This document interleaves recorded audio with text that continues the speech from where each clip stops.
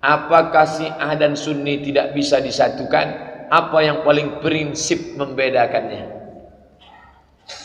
Ini simple sederhana tentang orang yang mengatakan Syiah itu saudara kita, kawan kita. Abdul Somad itu tak tahu apa-apa dia itu. Syiah itu saudara kita. Kita sholat tarawih. Sholat tarawih, mohon maaf, bapak Syiah, saya sunnah. Kita sholat tarawih. Tiba-tiba apa kata si Bilal?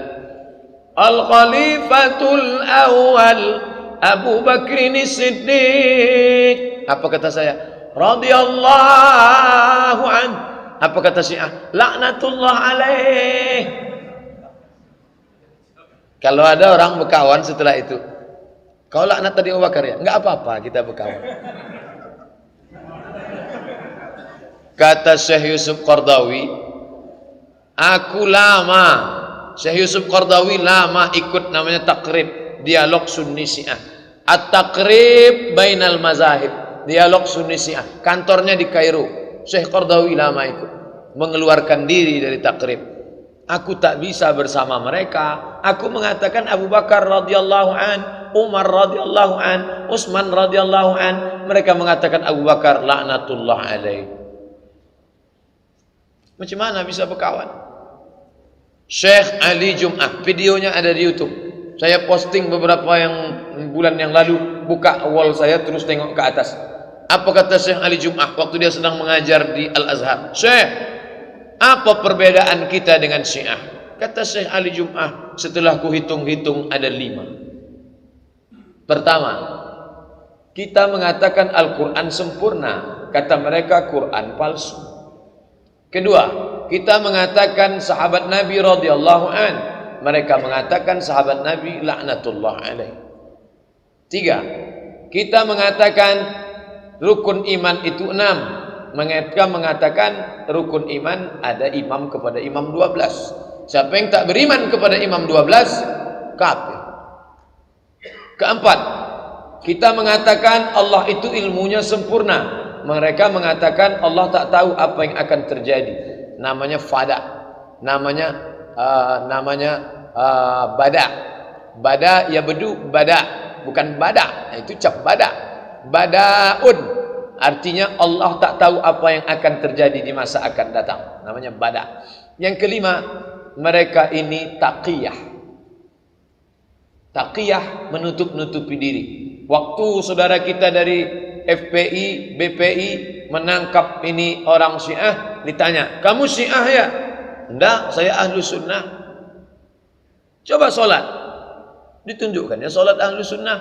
Pas dibuka tasnya, dapat turbah Karbala. Syiah, saya kamu, saya Syiah yang moderat. Beda-beda tipis moderat sama mudarat. Untuk mempersatukan umat Islam masih bisa kan Islam mengangkat khalifah. Kalau orang Kristen ada pastor, mereka tetap bersatu Pak Ustaz. Mana pula bersatu? Yang di sini sama yang di Ahmad Yani tak mau. Yang di sini sama Ahmad Yani tak mau. Tak mau, tak ada bersatu. Ini tak mau mengakui, ini tak mau mengakui Protestan, tidak mau mengakui Benediktus. Benediktus pengganti Franciscus, pengganti Benediktus, pengganti Paus Paulus, tidak mau diakui oleh Protestan karena mereka memprotes kepausan. Kenapa tak nikah-nikah? Protes. Kenapa minta ampun pakai kertas? Protes. Karena banyak protes, nanti maka disebut Protestan. Nanti kalau di masjid bapak banyak sedikit protes, panggil dia, Protestan. Sik memprotes saja kerja-kerja am. Mereka tak bersatu. Tahsabuhum jami'an wa qulubuhum syatta. Kalian sangka mereka bersatu, padahal mereka tak bersatu. Nomensen, Katolik, Protestan, yang di Suriah Maronit, yang di Mesir Koptik, ditambah lagi Ortodok Afrika, ditambah lagi Metodis, Nomensen. Yang belakangan muncul yang baru namanya Saksi Jehovah. Saksi Jehovah mengatakan Yesus bukan Tuhan, hanya Nabi utusan Tuhan. Jehovah tak diakui. Jehovah ini dianggap murtad. Jehovah sekarang sedang terkucil. Ikuti perkembangan mazhab-mazhab mereka. Pertanyaan yang penting, mungkinkah kita mengangkat khilafah? Ya. Masa dalam kitab Musnad Ahmad bin Ambal kita ini terbagi 5. Yang pertama masa kenabian, yang kedua khulafa Rasyidin, yang ketiga muncul Al-Malikul A'id, raja yang menggigit, yang keempat raja yang zalim kacau balau, yang kelima akan muncul khilafatun nubuwah. Kita ini sekarang masa yang berapa? Ini yang kacau. Yang kacau. Dulu proklamasi, sekarang reklamasi.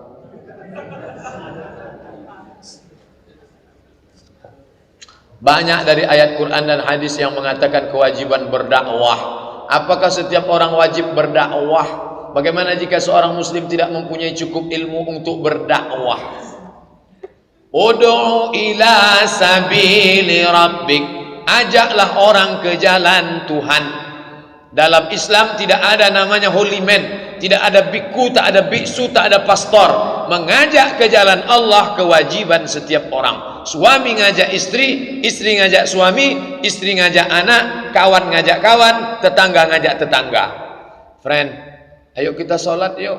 Usah kau ajak aku, kau kan bukan ustaz. Emangnya kau LCMA?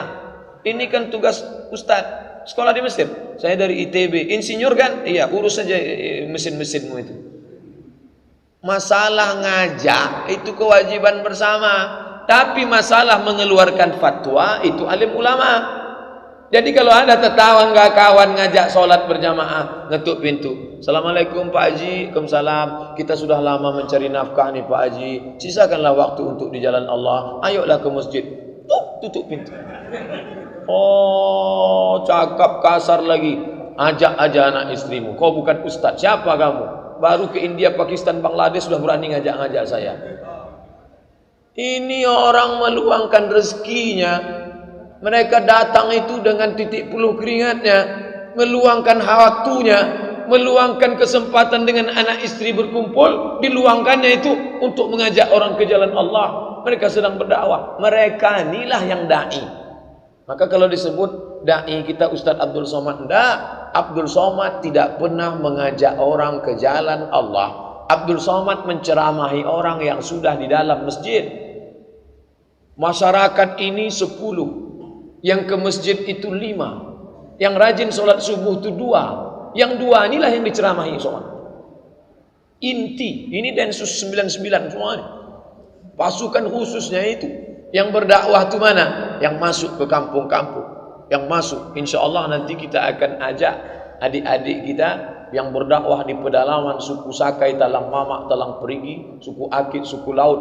Mereka inilah yang dai-dai. Dia tidak LCMA, dia tidak profesor doktor, tidak pernah ke Kairo, ke Makkah. Tapi mereka mengajak orang dari jalan setan ke jalan Allah, dari menyembah hantu kepada menyembah Allah. Inilah dakwah. Masalah mengajak kewajiban bersama. Tapi kalau sudah bicara hukum, tanyalah Dr. Mawardi Muhammad Saleh dalam acara Mufti menjawab, tanyalah Ustadz Mustafa Umar, tanyalah para ahli fikih kita. Bedakan antara menjawab fikih dengan masalah mengajak. Ajak mengajak, tanggung jawab bersama. Masalah menjawab pertanyaan, aku cuma ngajak sholat. Kalau masalah hukum sholat, kau tanya Ustadz. Ini beda kan? Jangan, oh, ini bukan tanggung jawab kita nih. Udah ada Ustadz, biar aja lah Ustadz yang ngajak. Apa hukum kerja sebagai tukang eksekusi mati? Sementara itu tugas dari atasan. Berdosa enggak Pak Ustadz? Untuk Indonesia, biar supaya yang menembak itu tidak merasa berdosa, maka dipajang ramai-ramai, tak tahu pelurunya siapa yang punya. Jadi di situ tak dikasih tahu entah peluru siapa. Supaya apa? Supaya secara psikologis dia tak merasa bersalah. Akhirnya dia tembak. Siapa yang punya tadi? Bukan peluru aku. Aku tak tahu entah peluru siapa. Pokoknya di antara kita nih yang punya peluru. Itu secara psikologis. Tapi bagaimana dengan yang ada di Jeddah, Masjid Kisos, di Kornes, satu orang megang pedang panjang.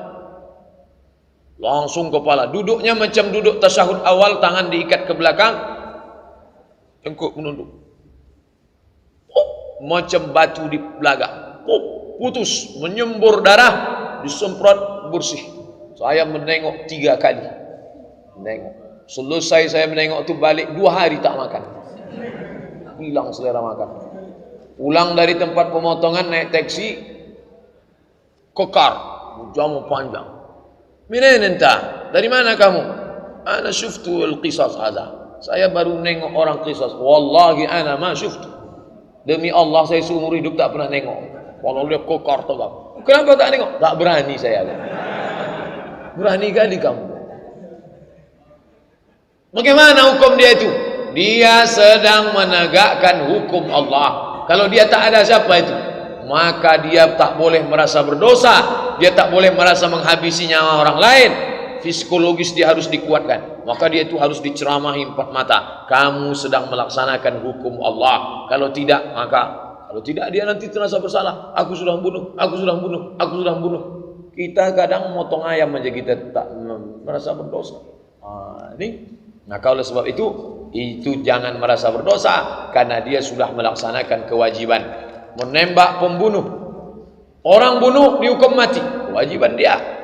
Yang halal darahnya itu siapa Pak Ustaz? 3. La ya'illu damu mri'in muslim illa bi ihda salas. Halal darah karena 3. An-nafsu bin nafsi, pembunuh pancung kepalanya. As-sayyibu zani, orang yang sudah menikah berzina, lempar pakai batu sampai mati, halal darahnya. At-tariku lidini, murtad, halal darah. Apakah makanan yang subhat haram sangat berpengaruh pada kehidupan anak yang sangat ingat dijadikan anak hafiz Al-Quran oleh orang tuanya, karena orang tuanya sudah susah payah menjaga halal, tapi saudara yang lain memberikan makanan yang haram? Bagaimana cara menegur saudara itu karena tak mau saudara itu tersinggung? Datuk saya dari sebelah ayah meninggal sebelum saya lahir. Sebelum saya lahir, datuk saya meninggal. Lalu kemudian tinggallah nenek saya dengan makcik-makcik saya. Pesan datuk saya dari sebelah emak saya, datuk saya dari sebelah emak saya, Abdul Somad ini jangan kau kasih makan di rumah neneknya. Mak saya tak paham itu. Ditanyakannya ke saya sekarang. Dulu datukmu berpesan, kalau kau kubawa ke rumah nenekmu tak boleh makan di situ. Kenapalah itu agaknya ya? Saya tanya, kenapa begitu? Rupanya ada satu tanah yang belum berbagi. Dia tak mau cucuku ni nanti makan harta syubhat. Kalau dibuatkannya bubur, nasi, itu dari mana duitnya? Nanti kalau kau bawa Abdul Somad ni ke rumah dia, kau bawa nasi dari rumah, kau suapkan nasi. Jangan sampai mau makan dari neneknya itu. Karena ada tanah yang belum berbagi. Darah yang masuk ke dalam jantung disemprotkan ke otak, lalu darah haram itu masuk ke otak. 20% darah menyembur ke otak. Kalau tidak, tak sempurna, oksigen naik ke otak. Nasiyatin, ubun-ubun, kazibatin, bohong-bohong-bohong, khati'atin, dosa-dosa-dosa. Lama saya tak paham kenapa ubun-ubun bohong dosa, ubun-ubun bohong dosa. Sampai akhirnya adik-adik dari Fakultas Kedokteran jurusan otak mengundang saya. Bapak Ibu hadir acara itu, seminar otak. Ustadz, bisa kami undang seminar otak? Saya tak paham. Otak-otak saya tahu. Ustadz tentang ayatnya aja. Nanti yang menjelaskan ini dokter spesialis otak. Dokter kita selalu juga hadir pengajian kita. Barulah saya mengerti, rupanya darah ini menyembur ke otak. Otak ini terbagi 4. Otak muka, otak belakang, otak kanan, otak kiri. Yang berpikir itu mana? Otak muka. Darah yang haram tadi menyembur ke otak. Itulah maka pikiran itu kotor. Tertulis Victor, pikiran kotor. Haram, haram, haram. Jangan suapkan makanan haram. Wa ghudhiya bil haram. Ghudhiya bil haram. Setengah mati ustadz mengajar di sekolah tak masuk karena masuk haram, haram, haram. Nauzubillah. Saya sangat tersinggung. Tak perlu tersinggung. Nenek makcik saya tak tersinggung. Mak saya bawa nasi, tak pernah tersinggung bawa. Ini anak, karena kalian belum berbagi. Ada tanah, sebagian sudah, ada satu yang belum kalian bagi. Saya sangat perhatian dengan serial India yang menjamur. Banyak orang tua gemar menonton dengan anak-anak. Bagaimana orang itu Pak Ustadz? Apakah dapat mempengaruhi akidah anak? komplitlah sudah. Nasiyatin kazibatin khati'ah, nonton pula putaran, macam-macam namanya. Oleh sebab itu ini jangan ditonton. Bagaimana caranya Pak Ustadz? Belikan flash disk. Flash disk, isi flash disk itu mengaji saja, mengaji sama nasyid. Putarkan itu, tontonkan ke anak. Terus kalau tak boleh nonton sama sekali, dia perlu juga hiburan, ngaji anak-anak qori. Bismillahirrahmanirrahim. Itu ditengoknya. Downloadkan itu Musa banyak videonya sekarang, downloadkan. Biar itu saja ditonton. Itu ini. Tapi begini, ini orang tuanya mesti ikut. Tak bisa anaknya suruh ngaji. Kamu tonton ini ya, mama mau nengok ini sebentar. Oh, tak bisa gitu. Dia harus sama tontonannya. Dia macam bentuk memandikan kudo, bukan macam memandikan beruk. Kalau beruk ikat tali suruh dia mandi. Dah, kalau kudo ikut kita sama. Pak Ustaz, bagaimana tauhid yang dibagi rububiyah, uluhiyah, asma wa sifat? Ini pembagian Ibnu Taimiyah. Kata dia rububiyah, uluhiyah, asma wa sifat. Menuhankan rububiyah, Allah yang mencipta, Allah yang memberi rezeki. Uluhiyah itu Allah saja yang disembah. Asma wa sifat, namanya hanya nama-nama Allah, tak boleh nama yang kita buat-buat. Ini yang membagi ini Ibnu Taimiyah.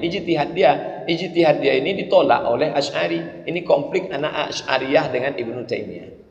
Saya Asy'ariyah, saya tak membagi rububiyah, uluhiyah, asma wa sifat.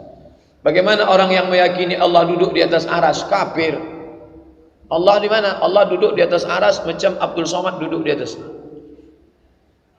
Kafir. Ayat yang mengkafirkannya mana? Dua. Laisa kamislihi syai'un. Allah tak sama dengan apapun. Ayat yang kedua, walam yakul lahu kufuwan ahad. Ustaz udah bahas dalam tertulis. Sudah. Mana dia? Dalam buku 37 masalah populer, dalam judul memahami ayat-ayat mutasyabihat. Ar-Rahmanu 'alal arsy istawa. Allah duduk di atas aras. Baca, pahami baik-baik. Sudah saya tulis. Baca pelan-pelan. Besok hari libur, fokuskan satu hari untuk memahami Ar-Rahman 'alal arsy istawa yang saya tulis dalam 37 masalah populer. Pak Ustaz, saya seorang muslim karena menikah dengan seorang muslim. Muslim sama muslim tak boleh nikah. Orang tua saya seorang Kristen yang sering membungakan uang. Bank keliling, kredit. Setelah dia meninggal, uang orang tua saya ada 9 miliar di bank. Hasil dari membungakan uang. 5 bersaudara, dibagilah uang itu masing-masing. Bagaimana cara saya untuk membersihkan uang riba? Karena saya sudah muslim Pak Ustaz. Uang orang kafir halal. Yang haram itu uang orang Islam. Itulah enaknya jadi anak orang kafir. Kalau bapak dikasihnya halal. Bapak 2 miliar, boleh. Bapak mau keluarkan zakatnya, habis itu pakailah. Saya tak mau pakai, halal. Illa ma qad salaf, kecuali yang sudah salaf. Salaf itu artinya zaman dulu. Waktu Abu Bakar, waktu orang kafir itu masuk Islam.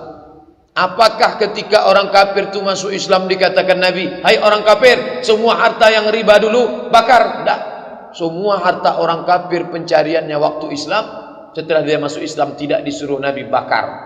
Karena dia ulang dari nol, dosanya saja bersih, tapi hartanya itu tidak diulang dari nol. Mana hadisnya bahwa Nabi menyuruh orang kafir yang masuk Islam semua hartanya? Maka harta dia itu kalau mereka membagi bapak, tak marah dia bapak masuk Islam, maka halal itu bagi bapak. Sedekahkan, keluarkan zakatnya, infak, wakaf, sedekah. Kalau zakat mal boleh tak kita berikan kepada anak yatim yang susah dan orang yang tak punya penghasilan? Innamas sadaqatu lil fuqara, fakir, wal masakin, miskin, wal amilina 'alaiha, amil, wal muallafati qulubuhum, orang masuk Islam, wa fir riqab, budak hamba sahaya mau merdeka, wal gharimin, orang yang terlilit utang, wa fi sabilillah, untuk perang, wa benis sabil, untuk orang putus belanja. Ada anak umur 5 tahun, 10 tahun sekolah, bapaknya meninggal, susah, kita kasih dia, bukan karena yatimnya, karena susahnya. Kalau dia tak ada income sama sekali, fakir, ada income, dia jual koran, kerja di dosmer, cuci mobil, ngamen, maka dia miskin. Ada income tapi tak mencukupi kebutuhan, maka dia masuk dalam asnaf fakir miskin. Kasihlah.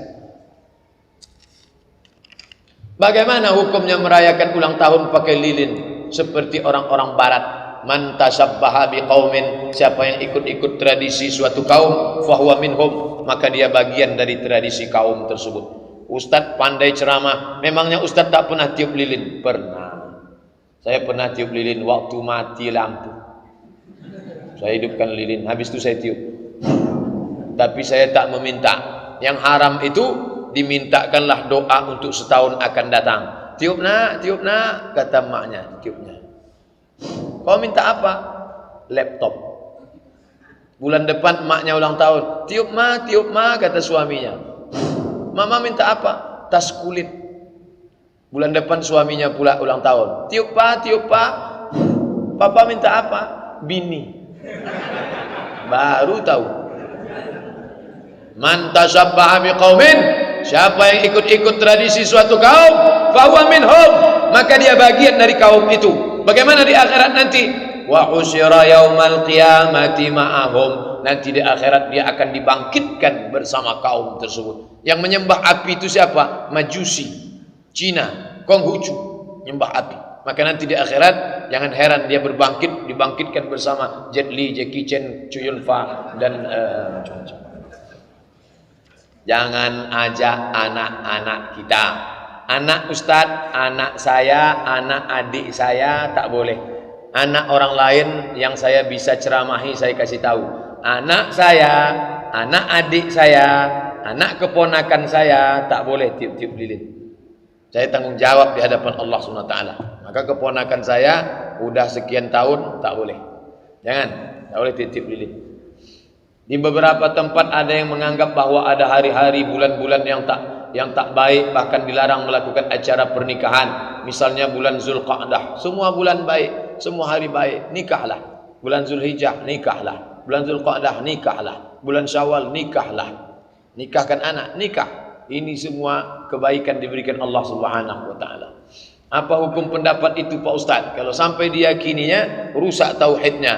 Jika nikah bulan ini, maka nanti peruntungannya berarti ada kuasa selain Allah, ada manfaat, ada mudarat selain Allah. Bulan itulah yang merubah nasib. Ini namanya ilmu nujum. Perputaran matahari berpengaruh kepada nasib, haram, tak boleh. Bolehkah menghadiri undangan pernikahan non muslim? Acaranya di mana? Acaranya di Hotel Pangeran. 2 tempat, untuk makanan muslim, untuk makanan non muslim. Saya kemana nih bawa piring? Sana Pak, Bapak muslim ya sana.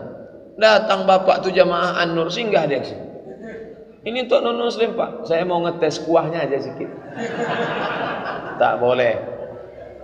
Kalau acaranya dibuat di sini, tak boleh. Di Hotel Pangeran, di Hotel Arya Duta, di hotel mewah boleh. Di rumah dibuatnya 2 kemah, kemah muslim, kemah non muslim, boleh. Acara misanya jangan datang. Datang selamat pulang. Tapi kalau dibuat acaranya di sini, jangan. Boleh. Kenapa? Menimbulkan fitnah, syubhat. Tiba-tiba Ustadz Abdul Somad lewat, saya tengok mobil Bapak parkir di situ. Bapak ini kadang-kadang di An-Nur, kadang-kadang di sini pula dia nih. Ustaz, saya sering baca Quran, artinya janganlah kalian menjual ayat-ayat kami dengan harga murah. La tashtaru bi ayatina bi ayatillahi zamanan qalila. Jangan kamu jual ayat-ayat Allah dengan harga yang murah. Ayat ini ditujukan kepada siapa? Orang Yahudi yang menulis Alkitab. Alkitab tak boleh ditulis sembarangan, maka ditulis oleh pendeta-pendeta. Maka mereka itu disebut dengan namanya pendeta Al-Qiddis, Holy Man, orang suci. Setelah ditulisnya, dijualnya ini dengan dunia. Dijual. Surat pengampunan dosa. Kamu berdosa? Ya, nih. Ada namanya kursi pengampunan, ditutup pakai kelambu. Ngakulah, saya pendeta sudah sekian dosa. Ya, bagaimana nih? Keluarkan surat. Nah, Tuhan sudah mengampuni. Bayar berapa? Bisa diskon? Bisa. Inilah yang tak disetujui Martin. Datang orang Jerman namanya Martin Luther. Kata Martin Luther, masa dosa bisa diampuni pakai surat dibeli? Akhirnya Martin protes. Martin dari Jerman protes. Maka si Martin itu digelar orang Protestan. Martin aja tak setuju, apalagi kita. Nah, itulah ceritanya. Rupanya ini mengikut kepada orang Islam. Siapa orang Islam yang menjual-jual ayat untuk kekuasaan? Tolong Ustaz carikan dulu ayat yang kira-kira menghalalkan kerja saya nih. Oke Pak, wani piro? Nanti saya carikan dalilnya. Assalamualaikum. Waalaikumsalam. Ini Ustaz Abdul Somad. Iya, kami mau buat baleho Pak Ustaz. Terus mau kami tulis An-Nisa imadul bilad, perempuan tiang negara. Idza salaatil bilad, kalau perempuan baik maka negara jadi baik. Wa idza fasadatil bilad, kalau perempuan jahat negara jadi jahat. Hadis riwayat. Kami bingung nih riwayat siapa Pak Ustaz? Itu bukan hadis. Allah tolonglah Pak Ustaz. Ini penting untuk calon anggota legislatif kita. Itu bukan hadis. Tapi ada ustaz yang mengatakan hadis. Cantik dia. Itu bukan hadis. Sampai mati kalian cari di kitab tak akan ada. Itu bukan hadis. Itu tak siapa yang buat-buat.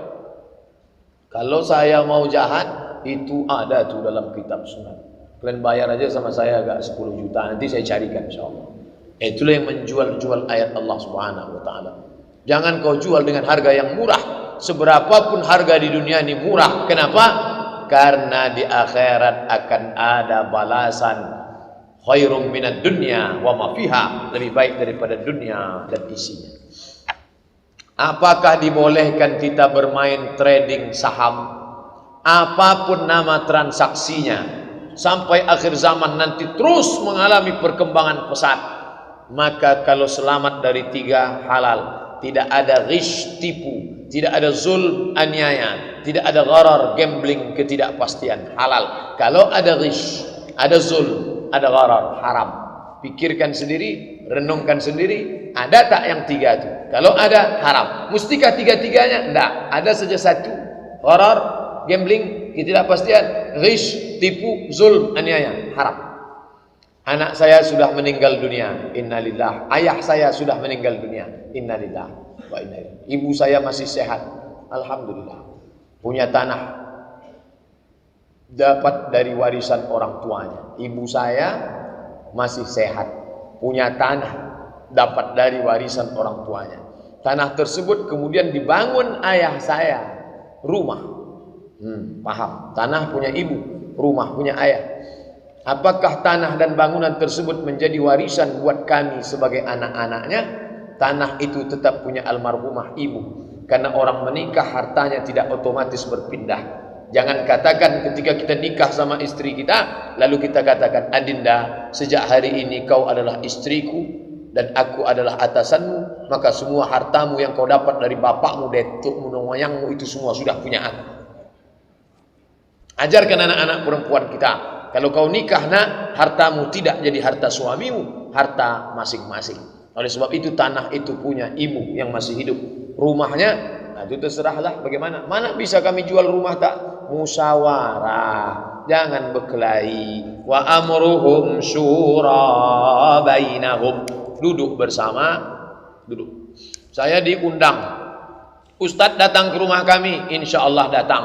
Saya sangka undangan kenduri makan-makan, rupanya 2 kelompok mau berkelahi masalah harta warisan. Sudah siap mau menerkam nih. Mereka cuma ngundang wasit aja di situ.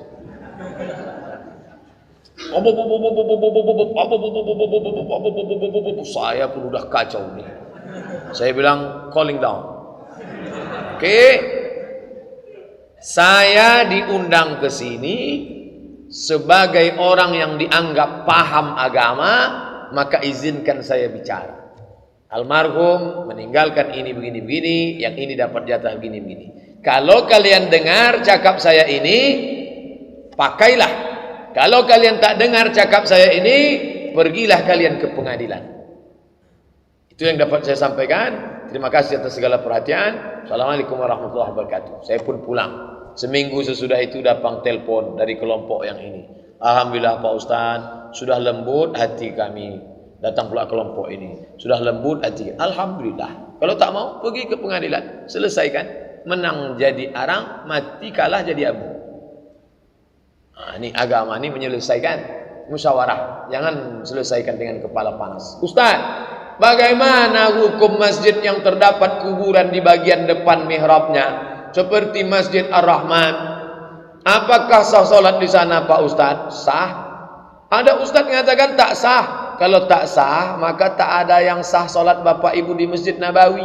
Karena di situ ada makam Nabi. Itu kan Nabi Pak Ustaz. Kalau Nabi tak apa-apa. Di samping Nabi ada Abu Bakar. Di samping Abu Bakar ada Umar.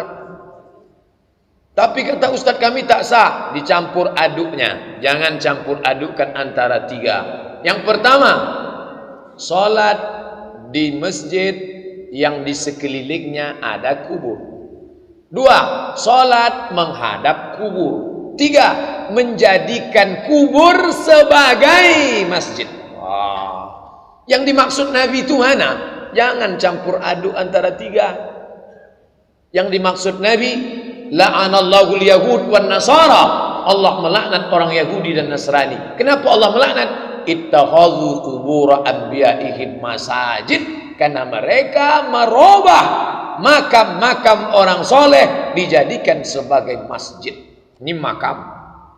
Diratakan makam itu, dibuat masjid di atas. Itu yang tak boleh.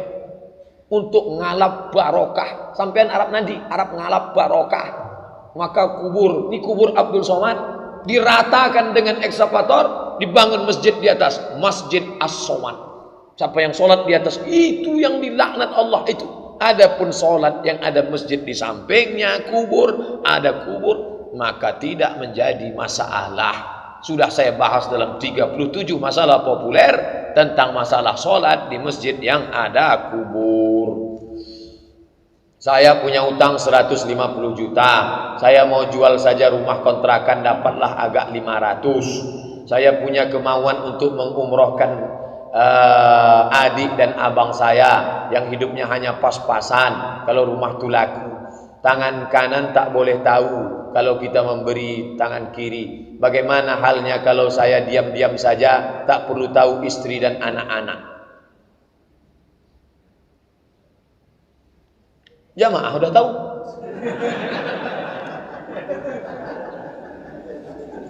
Ini masalah berumah tangga ini. Istri itu macam tulang rusuk yang bengkok. Kalau bapak paksa, nanti dia patah. Kalau bapak ikut, bapak jadi bengkok. Berapa banyak orang bengkok gara-gara bini bengkok. Tak bisa menolong saudara bengkok, maka dudukkan bersama. Seorang ibu datang kepada anaknya, "Nak, aku tak ada beras mau masak di rumah, nak. Tolonglah aku kasih duit. Mak mau minjam berapa? 100.000. Tunggu ya mak, aku tanya istriku dulu." Ini kalau ada anak macam ini, kasih tahu ke saya, biar saya pukul kepalanya. Ini tak cocok diceramahi lagi. Emaknya yang mengandung dia 9 bulan 10 hari, meregang nyawa mak itu melahirkan dia. Mau ditanyanya pula bininya dulu yang jumpa dia setelah umur 25 tahun. Entah anak siapa dia, entah dia anak siapa. Hanya diikatkan dengan akad aku terima nikah dengan mahar sebetul cincin emas tunai. Oh, ini orang tak mengerti. Ustadz ini marah karena ini atau marah karena belum sarapan pagi? Jadi anak perempuan ibu kasih tahu dia, "Anakku, kau nanti jadi istri orang, kau ikut dia, tapi dia itu ikut maknya. Kalau sesuai dengan tuntunan syariat Islam. Anakku, kau punya 5 hak nak. Apa hakku mak? Suamimu wajib memberi kau 5. Makan, pakai, tempat tinggal, perhatian, pendidikan. Makan, pakai, tempat tinggal, pendidikan, perhatian. Masalah dia mau membelanjai orang tuanya, hasil dari usaha dia, itu bakti dia nak. Tak usah kau urus-urus. Itu disampaikan ke anak perempuan kita. Anak laki-laki kita juga didudukkan. Kau jangan diam-diam, kau mesti bicara. Ada namanya akhlak. Ini tak bisa disampaikan pada nasihat pernikahan. Petantun, petatah, petiti, pantun, petatah, petintih dari jam 7 Ustadz Somad itu datang sampai jam 9. Akhirnya barulah masuk. Jumpa itu ini segala macam kata sambutan habis. Sungkem itu ini menangis-nangis, meraung-raung, meratap, habis jam 11. Berikut ini marilah kita dengarkan nasihat pernikahan dari Al-Mukarram Ustaz Abdul Somad LCM. Tak cukup, bukan begitu menasihati anak. Dudukkan dia satu hari, panggil Ustaz Mustafa Umar. Ustaz, anak saya ini mau menikah 3 hari lagi. Tolong Ustaz nasihati dia. Begitu nasihat. Dudukkan dia. Itu nasihat pernikahan itu seremonial belaka. Hanya mencukupkan penderitaan saja. Orang dari tadi menunggu makan, datanglah Ustaz Abdul Somad ceramah. Apa kata orang? Inilah pelengkap penderitaan kamu. Tuh. Bukan begitu menasihati nikah. Asal sudah 5 dikasih dia, makan, pakai, tempat tinggal, pendidikan, perhatian, maka bapak punya uang, punya harta, itu terserah bapak mau urus untuk apa, selama di jalan Allah Subhanahu wa ta'ala. Istri saya meninggal tahun 83. Anak-anak masih kecil, maka pembagian warisan untuk anak-anak belum saya lakukan saat itu. Sampai sekarang tanah sekitar 500 meter persegi. Anak-anak saya sudah sukses semuanya. Saya ada keinginan membangun TK Islam di tanah tersebut. Menurut Ustaz, apakah saya wajib membicarakan lebih dahulu dengan anak-anak yang merupakan hak miliknya? Ya. Bapak duduk, kumpulkan anak-anak. Anak-anakku, dulu almarhumah emak kalian meninggalkan tanah 500 meter persegi. Sekarang tanah itu ada. Aku amanah, tak kujual untuk kawin lagi. Begitulah aku amanah menjaga harta emak kalian. Kalian kujaga, harta itu pun kujaga. Ini perlu dibangkit supaya jangan mereka nanti macam-macam. Sekarang di hari tuaku, aku ingin almarhumah dapat pahala yang baik. Kalau kalian setuju, mau kubuatkan di situ TK Islam atas nama almarhumah emak kalian, insya Allah pahalanya akan mengalir. Itu jadi amal jariah kalian. Setuju? Caranya diundang dia, cerita dulu karena mereka sudah mapan. Kata mereka setuju, Pak. Anak-anaknya setuju, bininya pula tak setuju. Ini yang jadi masalah nih. Anak-anak tuh bininya jangan diundang dulu. Ini karena banyak bini ini tak tentu arah. Tulang rusuk bengkok semua ini. Kalau yang mengaji ini tak bengkok, baik-baik. Ini yang tak mengaji. Kalau bapak bangun otomatis itu tak bisa, ada hak orang lain di dalam. Tapi kalau mereka izin, berapa jatah mereka? Bapak dari tanah itu, jatah bapak di dalam tanah itu adalah 1/4. 1/4 itu punya bapak. Ternyata kata mereka, Pak, kami tak sanggup itu ini. Maka bapak bangun yang 1/4 itu saja, sisanya bagikanlah kepada mereka. Merekalah pemiliknya itu. Begitu cerita. Saya umur sudah 18 tahun. Suka juga mengikuti kegiatan keagamaan. Saya suruh anak agar dia ikuti saya. Oh, maksudnya 81 tahun. Karena 18 tahun punya anak tamu. Saya suruh anak agar ikuti saja, baik jamaah tabligh, jamaah salafi, pokoknya tak menyalahi syariat. Saya bilang kajian-kajian agama manapun bagus, ikuti mana-mana bagus. Bagaimana pemikiran saya nih Pak Ustaz? Bagus. Tak ada salah. Cuman kalau satu tabligh, satu salafi berkelahi juga nanti dia. Banyak sudah contoh kasus. Tapi insya Allah karena bapak masih hidup, mereka segan berkelahi.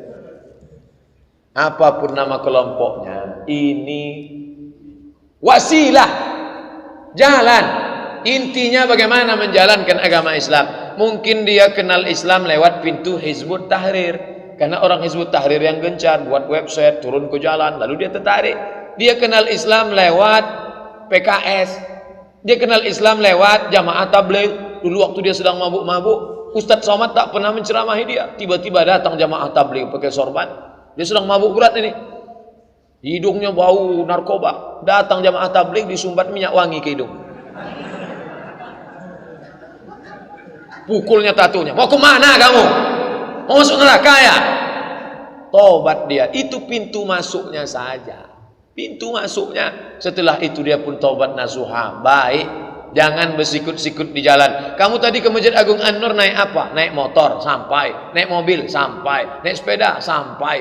Saya tadi naik pesawat pula. jauh dari luar kota sampai. Itu jalan, jangan bersikut-sikut di jalan, berkelahi di jalan. Intinya sampai ke masjid melaksanakan syariat Islam. Selama jalan itu masih ahlus sunnah wal jamaah. Tapi kalau sudah jalan khawarij, jalan syiah, jalan mu'tazilah, keluar dari ahlus sunnah wal jamaah. Sewaktu saya masuk kerja dulu, mau tak mau harus memberikan uang untuk diterima karena ketatnya persaingan. Saya sudah bekerja belasan tahun, prestasi bagus membuat saya punya jabatan. Saya hanya berpikir-pikir bagaimana caranya agar kehidupan keluarga di akhirat nanti, apakah bisa bersih hidup keluarga saya jika saya melakukan sholat taubat dan sering-sering mengikuti majelis ilmu di masjid-masjid atau musola. Cerita masuknya dulu gimana? Misalnya penerimaan CPNS yang mau diterima ini syaratnya IP-nya harus 3,7 dan harus sarjana teknik sipil. Tiba-tiba masuk IP 3,5 dan bukan teknik sipil. Bisa lulus karena menyogok 100 juta. Ini haram. Tak ada tawar-menawar. Haram, haram, haram. Karena dia sudah menyingkirkan si teknik sipil. Sebetulnya ada 3,7 situ. Tercampaklah dia. Tapi dia orangnya cerdas. Dia entrepreneur. Lebih kaya pula dia dari PNS. Rezeki tak berpintu. Kalau begini modelnya haram. Yang model tak haram tu gimana? Syarat teknik sipil, memang ijazah teknik sipil. Syarat IP 3,7, memang sudah 3,7. Mesti menghonor 5 tahun, memang sudah ada ijazah honor 5 tahun. Tiba-tiba waktu melamar, apa kata si penjaga? Kamu serahkan 5 juta. Kalau tak kamu serahkan, saya tak kasih. Itu boleh dia kasih 5. Kenapa? Dia mengambil hak dia. Itu tak haram. Tapi penjelasan ini mesti dengar baik-baik. Kalau tidak nanti muncul isu Abdul Somad menghalalkan korupsi, menghalalkan sogok menyogok. Ar-Rashi wal Murtashi finar. Tengok dulu kasusnya. Memang IP dia 3,7. Memang dia sudah menghonor 5 tahun. Memang dia sudah sarjana teknik sipil. Hanya saja si penjaga ini mengatakan, ini gulai, dia suka pegang sendoknya. Ini punya kamu memang. Iya, marilah kasih ke piring saya. Wani piro sampean? Mau berapa? 5 juta. Bayarlah. Itu tidak menghalalkan yang haram. Itu mengambil hak punya dia. Kalau begitu kasus bapak dulu bisa ditebus dengan sholat sunat taubat. Tapi kalau kasusnya macam pertama, itu tak ada tawar-menawar. Resign dari situ, keluar dari situ, buka usaha baru. Kalau tidak, terus berlanjut dalam haram. Ini tolong penjelasan ini jangan di-cut, jangan dipotong. Nanti muncul fitnah. Abdul Somad dah banyak betul fitnah. Capek dah mikirkan ini. Saya belum pernah melakukan sholat istikharah karena saya masih bingung untuk memperkirakan bagaimana tanda-tanda yang harus dipilih nantinya. Tolong Pak Ustadz, sholat sunat 2 rakaat, niatnya tolong kasih aku signal ya Allah. Mana yang mau kupinang ini? Yang satu kaya tapi muka pas-pasan, yang satu cantik tapi biasa-biasa saja. Allah. Kata Pak Ustadz nanti ada getaran. Mana yang nampak kau bergetar? Taklah Pak Ustaz, dua-duanya bergetar. Di saat tenang, dalam tak ada signal. Kalau kepada Nabi namanya wahyu, kalau kepada orang namanya ilham. Apa itu ilham? Isyaratun khafiyatun yuqzafu fi qalbi abdi. Satu isyarat yang halus masuk ke dalam hati hamba. Tak bisa pada saat ramai sejuk, pada saat tenang sejuk datang. Tanya pendapat orang, garis kertas ini 2, garis 2. Plus minus. Kalau aku putuskan ini untung. Ini rugi-ruginya. Sekarang aku bingung, aku mohon petunjukmu ya Allah. Allah akan berikan. Janji Allah. Nabi berjanji. Kalaulah itu tak ada, berarti Nabi pembohong. Kalaulah itu tak ada, berarti batal ayat. Walladzina jahadu fina. Orang yang bermujahadah mencari jalan kami. Lanahdiyannahum subulana. Kami akan menunjukkan jalan kami. Tinggal 1 lembar sebentar lagi. Karena rumah saya dekat musola, maka saya melakukan sholat rawatib selalu di rumah. Kadang-kadang ada juga terjadi menjelang sampai di rumah, angin keluar, saya ambil wudhu lagi. Apakah boleh Pak Ustadz? Sholat sunat rawatib di rumah bagus. Nabi sholat sunat rawatib di rumah. Jarak rumah Nabi ke mimbar 25 meter. Ini mimbar, jalanlah 22 meter. Oh, 22 meter itu rumah Nabi. Kalau ada rumah bapak 22 meter dari mimbar, nah sholat lah. Atau dia dekat pakai sepeda motor atau naik sepeda atau jalan kaki cepat, sholat sunat rawatib. Abdul Somad sholat sunat rawatib kalau masjid dekat rumah, saya di rumah. Kadang-kadang saya di masjid. Menjelang sampai di rumah, rawatib selalu di rumah. Kadang-kadang ada juga terjadi menjelang sampai di rumah angin keluar, saya ambil wudhu lagi. Ya boleh, rawatibnya di rumah, habis itu ambil wudhu lagi. Jangan menahan kentut. Ditahan kentut sampai biru muka menahan kentut. Jumpa sama kita pun, belain wajah bapak ini. Adalah Pak Ustaz. Saya bekerja sebagai manajer di perusahaan BUMN. Uang gaji, bonus dan lain-lain halal. Saya pergunakan untuk makan, sekolah anak-anak, buat rumah, investasi dan lain-lain bermanfaat dunia dan akhirat. Alhamdulillah. Sementara saya mendapatkan banyak uang juga dari kiri kanan. Setidak-tidaknya agak kelabuan lah Pak Ustaz. Kelabuan. Yang saya pakai untuk hal-hal yang konsumtif saja. Saya rencana sudah mau berangkat haji 2 tahun lagi. Sesuai porsi yang saya pergunakan jelas dari gaji dan bonus.